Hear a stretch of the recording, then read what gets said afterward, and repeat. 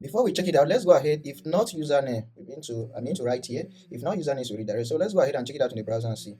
So when we come back over here and we click on this particular user to view the user's video, you can see the banner of the user, the number of videos that the user has, and this. So we can be able to view a user by by their username. So you can see the username over here in the browser. Another issue I want to fix is if we come to home page over here, we don't actually need these components. We don't need a composition pattern over here. We can just simply display this thing on the server. Since we have a server component over here, let's go to our dashboard, our main dashboard page. So over here, we can simply display this our top server component over here on the server. So we can just simply remove this and then open what React.fragment. So React.fragment component over here, and within it we can display our top server and also display our home page over here like this, and everything will still work great. So let's save everything, and everything should work. So if we go back to home, and then everything should still work, we can still be able to fetch videos based on categories like this. Wow, everything is looking great. So let's go ahead and work on watch videos page. First of all, let's close these other pages. Now over here, still within the dashboard, we want to create another route known as watch, and within the watch we want to have the ID. So we create another route over here like this with ID, and within the ID we can create our page. But let's go ahead and paste this and I will explain. So within the page over here, you can see I have defined some components just similar to other pages. So first of all, we do we create a cache version of fetching video over here. So we need to actually do we want to get the video details. So we need to create this function fetch video in stream. So let's scroll down to the bottom and create the function. Within these streams, we have to create two functions. So one function for getting the video and one for actually getting the video statistics. So like over here, like this fetch video, it is explaining a video ID. So we use the video ID to actually and get the video details. So we get the video details and also populate the owner of the video, also populate the categories. So by name over there, we get the total likes and the total comment of on the video over here. So and at the end of the day, we call this function to format the video, and then we also go ahead and fetch the video from Bunny and then return the item. So we are fetching the video from our database and also fetching the video from BunnyCDN. So and then we return the video. Another function over here is the fetch video statistics. We would like to also, when we click on the video statistics, we want to be able to see the video statistics. So I've created this function over here, and to get the video statistics, we have to make request to we have to make request to BunnyCDN. So with this URL over here, so we pass the video ID like this, and in the header over here, we pass the access key over here and also pass accept and specify that the method should be get. So let's go ahead and create this type of video analytics. So let's find types over here. We create the video analytics type. So the video analytics type is just going to be a simple type over here. This is the type, this is the data that we return from Bunny API when we make request to the video statistics based on the video ID. So we can just go ahead and import it over here. So just import the type over here. So these two functions, we need them. So and we can now go ahead and make use of this function over here. So first of all, we want to get the video details over here, and we also want to actually generate metadata. So we want to show open graph tags over here within this page, this video details page, so that it can be able to properly format when we share this video to social media platforms. So first of all, we use this function, this catch function over here, to get the video. From there, if the video is not found, we return an empty object. But if it is found, we go ahead using Next.js, we get the video info, then we define the types. So if we use this generate metadata, so this generate metadata is a function in Next.js that you can be able to export to generate metadata for a particular route. So we're generating metadata like open graph for this video details page. So and then we define the video title, description, the keywords, which will be the tags, the author, the creator, the publisher, the category, and everything over here. So and from there, we now call this video section and the suggested video. So and the video section now, from the video section now, over here in this video section, we need to create this type over here. So let's open types file and go ahead and create this type over here, type of add video comment. So and we return here. We also need to create this function get Bunny video. So let's open this and check. Okay, we have to create this get Bunny video, and over here we have to create another server action comment.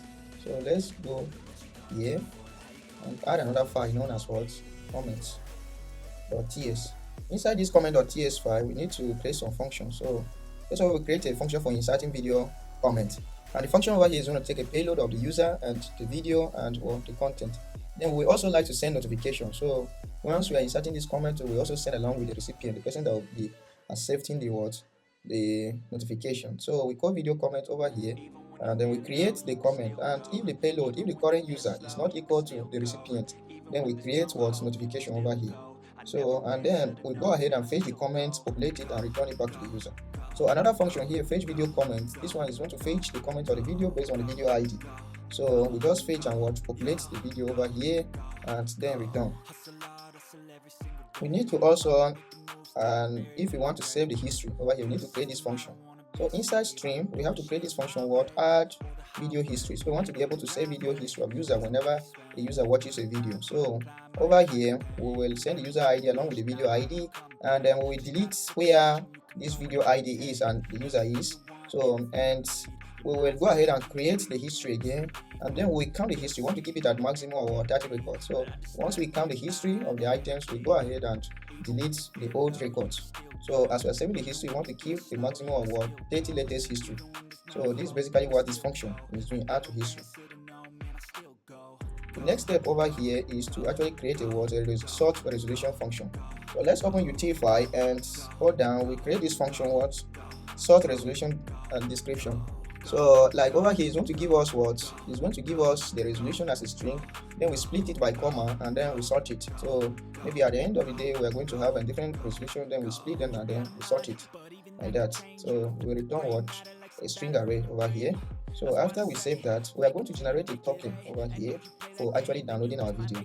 So when you are using BunnyCDN, you will have to generate a token to some certain directories that you have uploaded your video before you can be able to actually download those videos. So we are going to, based on the path of that video, so like here, every video ID has a generated resolution. So it could be 250p, 240p, 360, 1080, 2140, that is high definition and all the like. So we will generate a token over here based on the path. So like the video ID, we pass the video ID over here. We want to be able to access all the resolution within the application.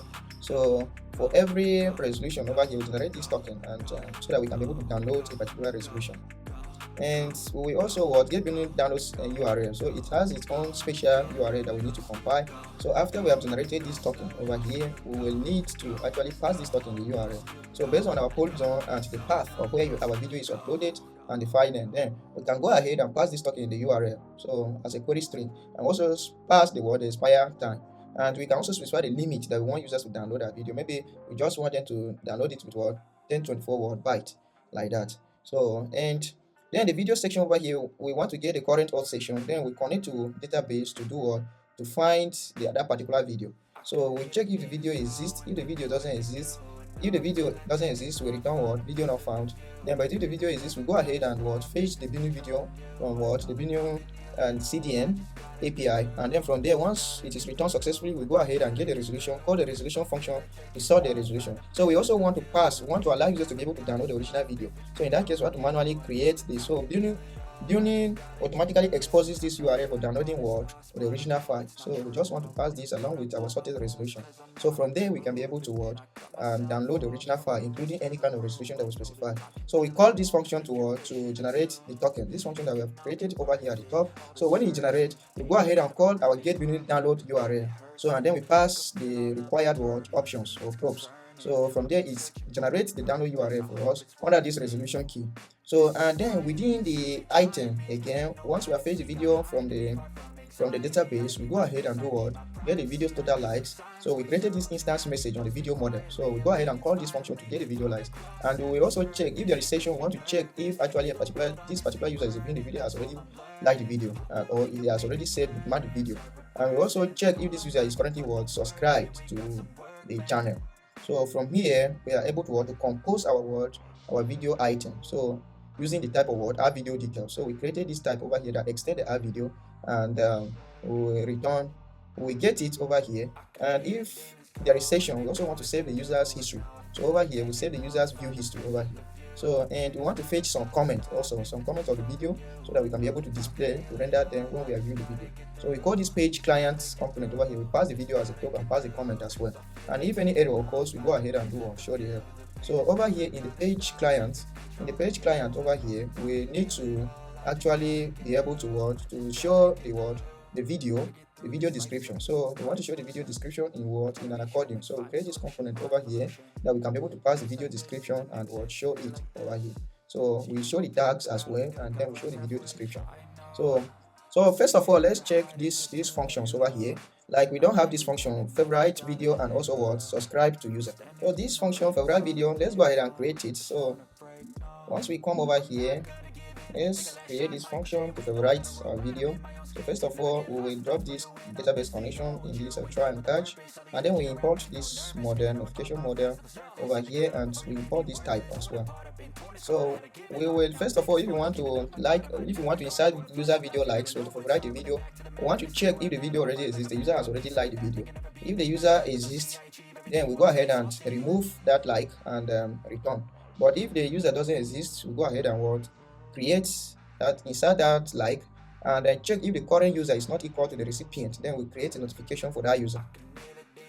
So, and sometimes a user can like and unlike a video and like again. So in that case, there will only be one notification. So we will only save the notification once. If the notification already exists where a user has liked that video, we won't save the notification again.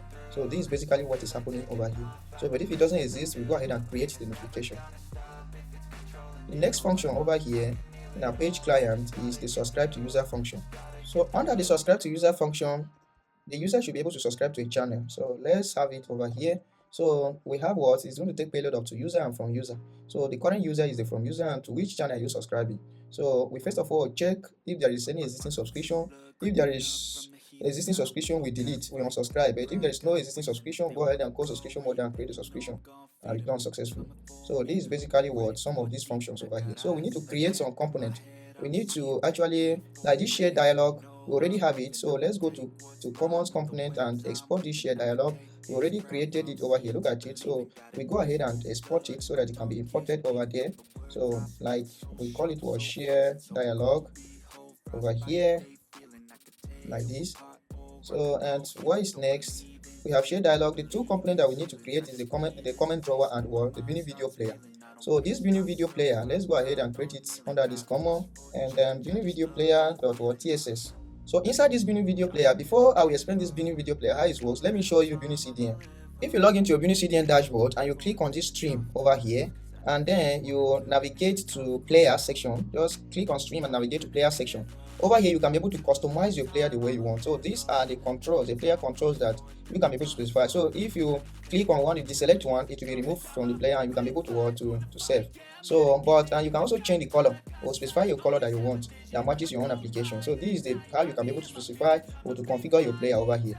So, and another thing is that you can also, once you have configured your player and you go back to your library over here, to your library, you can be able to see how your player will look like. So these are video player, and once we click on any of this video, we should be able to see how our player will appear like. So you can click over here. So you can be able to see your player over here, and within this your player, you can also be able to upload a thumbnail. You can be able to specify the caption. So all these things is still possible within the Bunny API. Within Bunny player over here, you can actually be able to copy this code and embed within your website. So you can see the code over here. You can see your video ID, your HLS playlist if you want to use an external player, or your direct play URL if you want to show this video in an iframe. You can also see your thumbnail URL. So, but what we're interested in is in this code over here. So you can just copy it and take it back to your application. So once you take it back to your application, let me just paste it over here. You can see how the code looks like. So you can actually change this code to be React compatible. So this is just HTML code. So it is the same code that you have copied over there that I've configured this player. You can see I've displayed this in an iframe over here. So we have a div that when we copy the code over here, it will show us a div. You can see start with div and then that's an iframe. So the same thing that we have done. So this is the code that can be able to run Bunny CDN player within our own application. So I've just decided to change it to convert it into a React component where I can be able to pass dynamic params over here. So when this player component is called, we are actually expecting what the video ID. So and we are accessing the context. If you remember the player settings that we configured, so we are accessing the app context over here and getting the settings where we can be able to set loop, autoplay, muted, or reload on this our iframe over here. So this will now make request to our this iframe will be rendered by what BunnyCDN. You can see we have also specified the word the URL. So all this, if you copy this BunnyCDN code over here, you will see the iframe and the URL. So when we are passing a dynamic video library, we are passing a video ID, and we are saying the settings that we configured for that user, we are passing it. So and at the end of the day, this UID is still going to be the video ID. We pass it like that. So and every other thing remains the same as our configuration from BunnyCDN. So, but if this player is playing, we actually want to access the state of this player and maybe save the user's last watch time within our application. So in order to do this, Bunny player actually makes use of our player.js library. So you need to actually import, you need to actually include the player library that are posted on their server within your own application. So you have to navigate back to the layout file over here, not layout, this one, the outer layout over here, and in the HTML over here, you have to create a head tag. And we are going to go ahead and include a script tag over here. So the script with a word with a source. So and it's going to be self-closing. Let's get the URL of the hosted version of Player.js on BunnyCDN. So the URL, the script over here that is specified, we're going to pass this URL. So this URL, you can see it is the URL. If you check BunnyCDN documentation without the player, they will ask you to include this URL in your head, in the head of your web page, so that you can be able to interact if you want to interact with BunnyCDN player. So we want to actually interact with the player so that we can be able to know when the video starts playing or the video is paused, so that we can be able to save the user's last watch time. So once you have included this player.js that is hosted by BunnyCDN within your own web application, you can be able to actually access it. So over here you can see we have created a function, and we want to, first of all, we want to actually access this iframe that is rendered within our application. So we say document.get element query selector iframe over here. So we check if the iframe element exists over here. Then we create a store key that we can be able to save the user's last watch time in local storage over here. So if you want to, since we have included this file over here, this player.js file, we can actually be able to call this global function over here. So we create an instance of player.js.player, and then we pass this iframe that is rendering our player.js. So and then when you call this event listener of player.onReady, so it will tell you when the player is ready to play. So when the player is ready, we want to go ahead and check if you have already saved the user's last watch time in the local storage, and we go ahead and pass it. But before that, we also want to actually get it from the search param. So if a user copies the URL as the video is playing, the user copies a URL with a save time and send it to another user to preview. We try to use search params to search for the query param known as T to get the time. So if the time doesn't exist, we'll also check the local storage to see if we have any last saved video of last saved time of that video. So in that situation, we go ahead over here and do and then check last watch time. If last watch time is equal to 0, which is the one that we are going to access from the query string, then we go ahead and check the store value, local storage. Else we assign it to this local storage. So and if our say watch time is present, if it is greater than 0, we want to start watching the video at that particular second. So with this player.js, with this instance that we initialize over here, we can be able to check if player.support method set current time, so that we can be able to seek the video at that time. So if it exists, we can go ahead, wait for 500 milliseconds and seek that player to that current time. So if a user shares a video at 10 seconds and for another user to start watching that video at 10 seconds, we go ahead and seek the video to 10 seconds. Immediately the player loads, so that users can continue watching from where he stopped. And then also, if you want to get the duration, so like this one, you can just go ahead and log. If you also want to log the progress of the video, like for tracking or to know how many percentage the user has watched a video, you can go ahead. Like this one, I'm just logging it over here. The most important method over here is on time update. We want a situation where as the time is updating, we can be able to be saving the user's last watch time after every 5 seconds, just the way YouTube works. So as the video is playing and emitting this event of time update, we will say the current time is equal to data.seconds, because it's going to be editing the total duration of the video and the seconds that the video is currently at. So we check if the current time is equal to 0 and there is loop, then we will reset the player. So they will reset the state over here, and we created a function we reset the state. We say we reassign this our last save state to be 0, and we will remove the key from our local storage because we assume the user has finished watching, and then we delete the query param from the URL, and then we replace it with what null over here. So, but if the current time minus the last save time is greater than 0, then we go ahead and update our URL, and we save the currently watch time in what in the local storage over here. And then if a user pauses the video, we also go ahead and update the URL and update the local storage, get the duration, get the current time, and actually what save the current time in the URL and even in the local storage. And what if the video has ended? What if the video is not, the loop is false and the video has ended? So anytime the video has finished playing, we go ahead and we reset the state of this video so that it will look as if the user has not played the video. So over here, this is a use state function, so we go ahead and initialize the player state.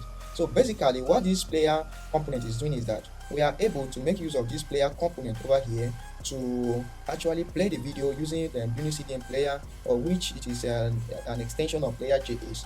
And then we also track the time that the user is watching the video, and also save the last watch time of the current user. Another step over here is if we go back to our video section, not video section, our video page over here. So after we are done with our Bunny player over here, we have to go ahead and export this player so that we can be able to use it within our application. So go over here, and then within this our index page, we go ahead and do export default as Bunny player from Bunny player. So with this now we can be able to use it within this our page client. So the next step over here is this our comment drawer. So let's create another component still within common, known as comment drawer. So within that comment drawer is where we can be able to comment on a video and also show the comment. So just create this component known as comment drawer.txs. So first of all, in our comment drawer over here, we have imported some components over here, and we have imported insert video function from comment. So we already created this function over here for inserting our video and also returning our video. So let me save the files and actually remove some of these, close some of these files so that it will not confuse us. So the comment drawer over here, and another thing is we are importing the types as well, the app video comment. So this is the type over here, and we are also importing the app video details over there, which is actually an extension of an app video. And we are importing use notification and use session from two parts. These are hooks that we can be able to make use of within our application. Another thing is we have to create this comment schema. So let's open this file and create this comment schema. Our comment schema over here is going to be a basic result validator over here. So we are creating the schema, and it's going to be taking props of user, video, and content. The user ID that is commenting the video that we're commenting on, and the content. So that will be our comment. So we import Zod arrow from Zod, and we import use SWR from SWR. So this is actually a hook that we can be able to access some function from it to mutate SWR globally within our app. So, and we have to create another component known as display comment. So let's create this component over here known as display comment. So .tss. Our display comment over here is actually we are importing some components from Material UI. We are importing video card from video card. So we already have this video card over there. So and let's import it like this. Video card from video card. We are not even making use of it. We can just remove it and remove all this one. We have to create another component known as comment card. So let's create that. Let's do that now. Over here, create another component known as comment card.tss. Under the display comment over here, it's just like the other functions where we are fetching our videos. So it is simply going to take the comments of the video and the video ID that we want to fetch the comment. So we have created a simple feature over here for our use SWR, for our SWR function to actually be able to fetch the comment. And this fetch comment is a function that we created over here for fetching our comment based on the video ID. So you can see it over here. So and within it over here, remember we need to create a function get key in order to use SWR infinite. We already did this when we are fetching videos. So we specify the kind of props that we want. So like the limit and the page over here, and the ID. The ID is going to be the video ID that we want to fetch the comment. And since our data is going to be an array of data, then array of arrays, then we'll have to call this data flat to flatten the array. So and over here, if it is loading, want to show progress bar, and if it is not loading and there is no data, want to show there is no comment. And if there are comments, we want to look through it and call our comment card.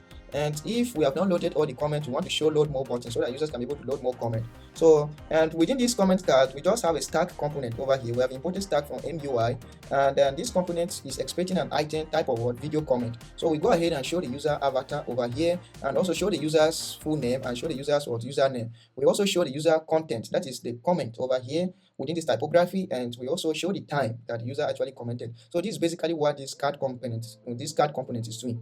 And over here too, we have already handled this one. We have explained, and in the comment drawer over here, we can now go ahead and what import this comment.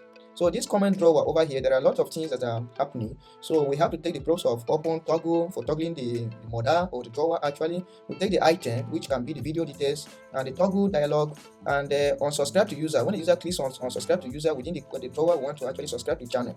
So, and the comment that we want to show, these comments are coming from our page client over here. So let's go ahead and export this so that we can be able to use it within our app. So let's export this within this page over here. We go ahead and export this component so that we can be able to call it export default as what comment drawer from what comment drawer. So like this. So, and these are the props that this function is expecting. So from this, remember we want to use SWR to perform optimistic data update. So, and mutate over here and cache over here. Remember when we are using SWR, it caches our data. So then we want to access the cache over here and update it whenever we publish a new comment so that we can instantly show the comment of the user. So we are accessing what the global mutate and the global cache using this from this word SWR. So we use SWR what config hook from what SWR. So after we access the hook over there, we also have use notification hook from 2part. We also want to access the current session of the user to know whether the user has logged in or not. So we have created a state based on our local state over here, just the open and the contents for opening to toggling our drawer. And we have to actually create a function to cite this cache. If you are using SWR to fetch data from our endpoint or from our database, it actually has a lot of data that it has cached based on different keys. So we want to create a function that will find exactly the comment that matches this particular video. So that's the reason why we are accessing this global cache over here, and for each key in the cache over here, we are looping through it and actually returning the page, so the highest page. So we could have a comment on a video that is displaying, and we have paginated the comment, like the first page, second page, and the third page. So what this function is basically doing is that if we have fetched up to the third page, then we want to return the third page, and immediately the user posts a comment, we want to update the third page and inside the comment and immediately show the data to the user. So we are exactly going to see how this thing will work. So we are accessing the global cache, looping through it and finding the particular video and finding all its cache data over there and returning the latest data. So we also create a function or handle submit when we want to submit a function, when we want to submit a comment. So first of all, we call this comment schema over here, this old schema, to validate this the data that we have prepared, that we have passed to it, whether the user ID is present in the video and the content. So after we have validated, we go ahead and call this server action insert video. So this insert video, if you go under lib actions and comments, is actually a server action. It goes ahead inside the video in our database and create a notification. Unless the current user that is commenting is equal to the recipient, then in that case it won't insert the notification.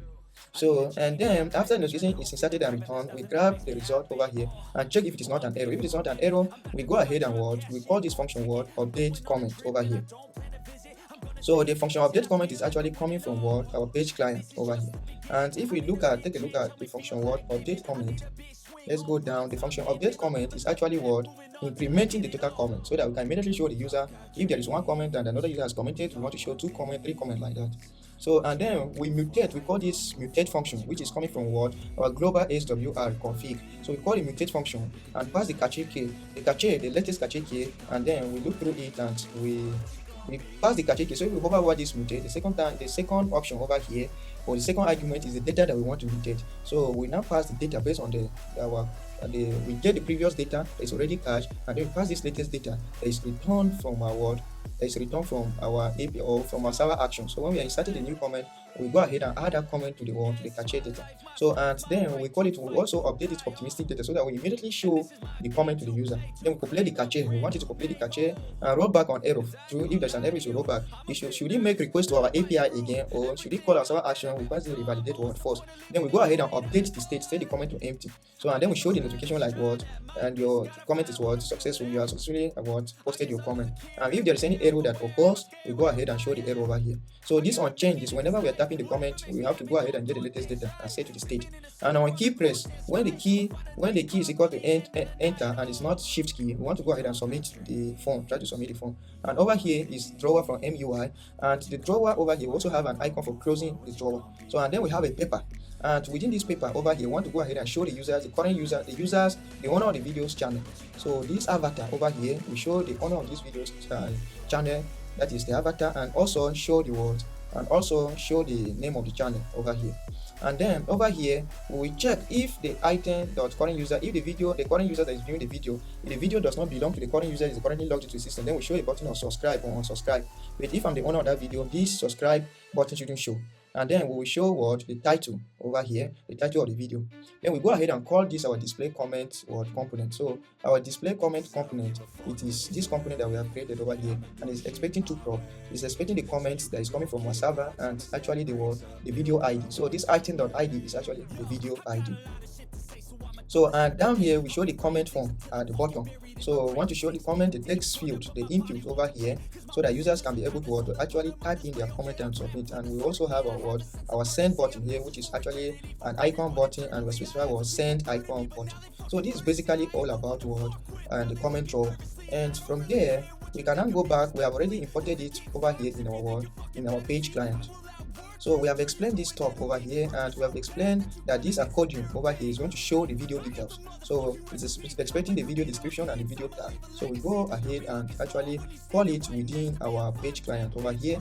After displaying our video, calling our unique video player over here, then we go ahead and show the video title, and within we have a stack over here that will be able to show different buttons like views and all the kind of stuff. So since what we are fetching from the server over here, since the video that we are fetching from the server over here contains total likes, total comments, we want to go ahead and also create a stack over here and show the total subscribers, the total views, and the time the video was created over here. And if the current user is not equal to the owner of the video, we want to also show the subscribe button over here. So this is basically what this component is doing. And also, if a user has already liked a video, we want to actually show a different color. But if he has not liked the video, we want to also show another color. So this is what the like button over here is doing. And on the comment button over here, we want a situation where this our comment drawer over here, when we click on this comment button, we should be able to toggle the comment drawer. So that is the reason why we have created this proof of our open comment drawer. So whenever we click on this button, it will toggle between opening and closing the comment drawer. We actually have a button over here for showing for sharing. So whenever we click on this share button, it should open our modal or our dialog, so that we can be able to actually share this video on social media platforms.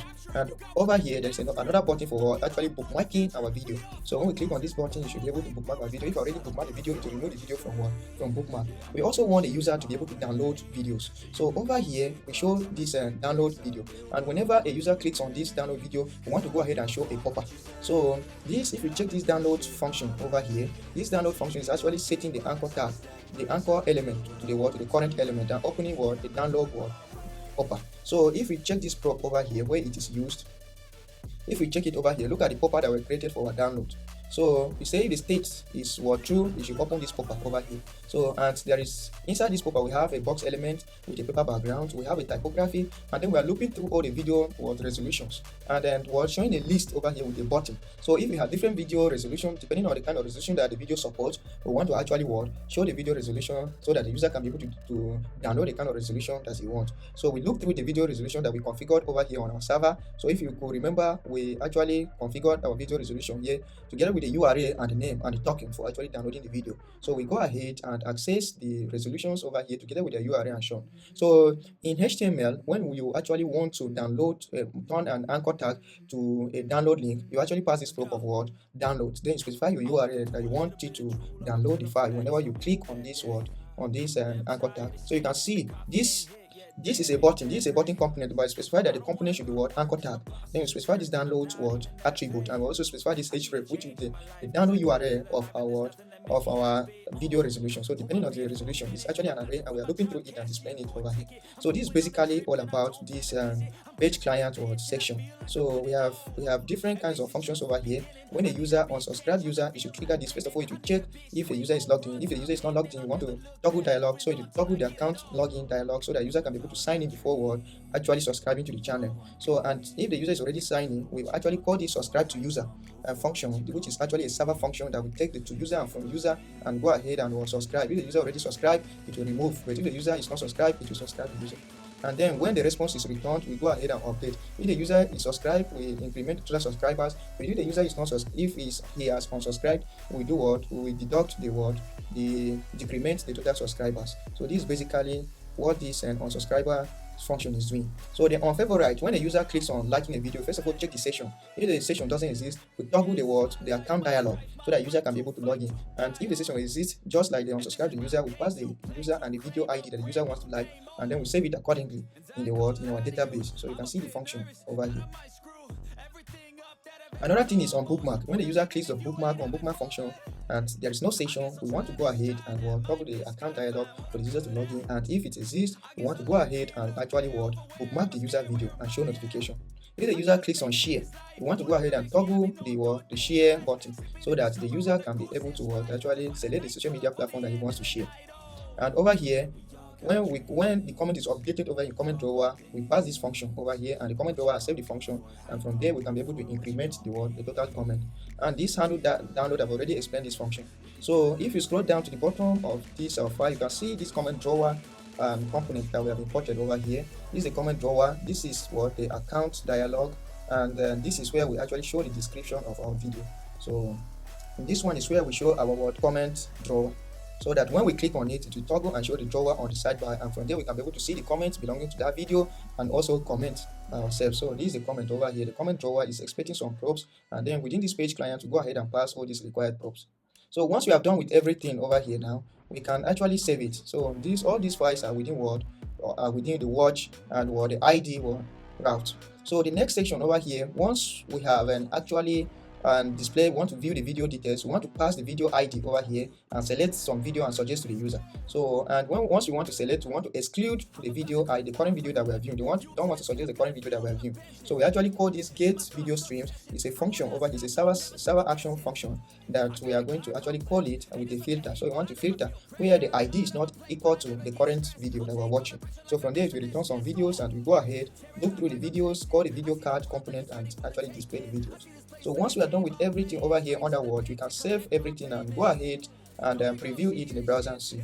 So back here in the browser, everything is looking good. So right now, if we click on video now, we should be able to play that video within our application. So when we come over here, you can see this video. This is our BunnyCDN video, and you can see the video is playing with all the controls. So we can also expand this to see the video description. We can also see the video hashtags. So and we can choose to like the video. So if you click on like over here, you can see favorite added successfully. And if you click on this comment, you can see this comment drop down over here. And if you say hello YouTube subscribers, if we submit a comment instantly, you will see the comment will appear here. So you can see this optimistic update over here. So and it will also show the time like 1 second ago. Wow.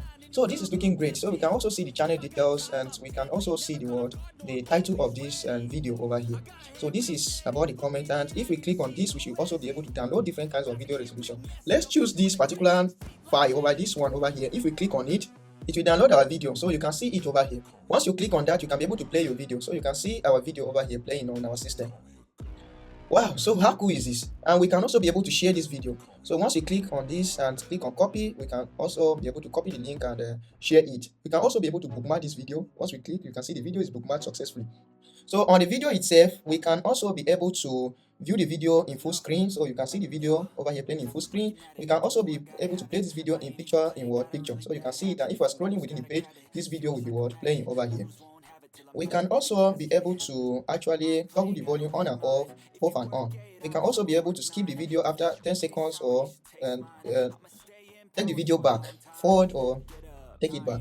We can also be able, you can see the time is being tracked within our URL over here, and when the video plays to the end, it will restart the video. So if I click on pause, it will actually save the current time in the URL over here, and I can copy this time over here and share it with someone else to actually continue watching the video at this point. So if I copy this time and maybe open it in new browser tab over here, my video will continue playing at 6 seconds. So once the video is loaded, you can see the video will be loaded at 6 seconds, and we can continue playing the video at that 6 seconds. So how cool is this? So you can see everything is looking great, and everything is looking awesome, everything is looking epic. We are actually done with our own application over here. Another thing I want to show you over here is how to actually turn your web app into a progressive web app so that users can be able to install your application.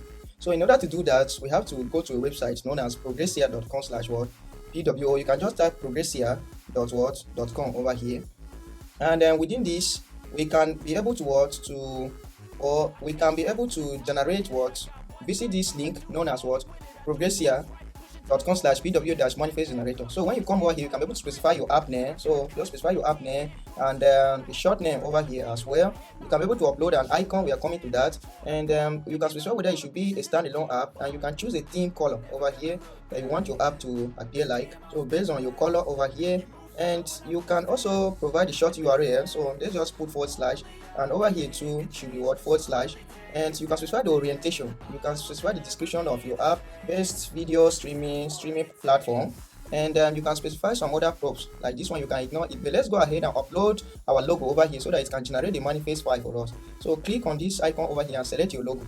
So I'm going to search for this logo over here. So I will select this logo over here, and then you can see it is actually showing us that this is how our app is going to appear like. We can reduce the size like this is very much okay, and we can change the fill color to any color of our choice. So you can see this one, this is how our icon will appear like. So you can go ahead and click on generate asset. So and then click over here, download manifest. You will see this manifest icon over here. So you can go ahead and extract this zip over here, and within it you can see it has actually created this manifest and these files for you. So go ahead and highlight this and copy it to the root of your application, and go inside vistro yt and go inside our public directory and go and paste this manifest file and this. After we are done pasting it within the public directory together with this manifest, we have to navigate back to our project. So within our project over here, when we come down over here, we should see these are the two icons that have been generated, and these are manifest file. So these are manifest as it's the configuration that we specified over there. So we have to go ahead and include this manifest in the header of our application. So after this, close this and go to open app and go to the layout. Within the head over here, we have to actually include the link to the manifest file. So this link over here is pointing to our manifest file. This is the manifest.json file that is that contains our configuration for our progressive web app over here, and you can see these other images are included within our manifest over here. So these images will be picked from here. We have also included some other meta tags and links over here. So we have included some other ones. So in order to generate favicon for our application, we have to also check another website. So open your browser over here and search for favicon generator. So tap it like that, and you'll be taken to this particular website over here. From here, you can be able to upload your logo and generate favicon for different kinds of devices. So over here, click on it to actually select a logo. Alright, then select your logo over here that you want to generate your favicon, and then click on this for download. So you will download a zip file over here. Click on it to open and extract the zip file. Then you will see some icons that have been generated over here. So let's go ahead and select all of these icons over here and take it to our application. So once we take it over here in this public directory over here, go ahead and paste these icons over here.